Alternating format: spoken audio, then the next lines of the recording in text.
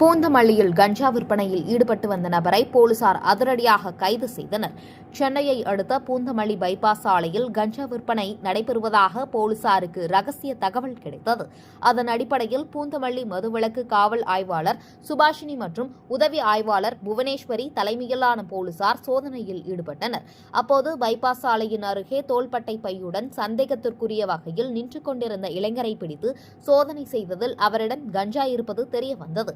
அவரை கைது செய்த மதுவிலக்கு ஆய்வாளர் காவல் நிலையம் அழைத்து சென்று தீவிர விசாரணை மேற்கொண்டதில் கஞ்சா கடத்தி வந்த நபர் திருப்பூர் மாவட்டம் உடுமலைப்பேட்டையைச் சேர்ந்த முகமது ரியாஸ் 20 என்ற அந்த இளைஞரை கைது செய்து இன்று அவர் கடத்தி வந்த 7 கிலோ கஞ்சாவை பறிமுதல் செய்தனர்.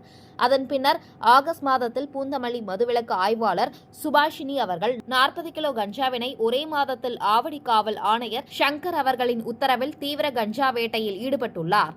பின்பு கஞ்சா குற்றவாளிகள் மீது கஞ்சா வழக்கு பதிவு செய்து பூந்தமல்லி நீதிமன்றத்தில் ஆஜர்படுத்தி புழல் சிறையில் அடைத்தனர்.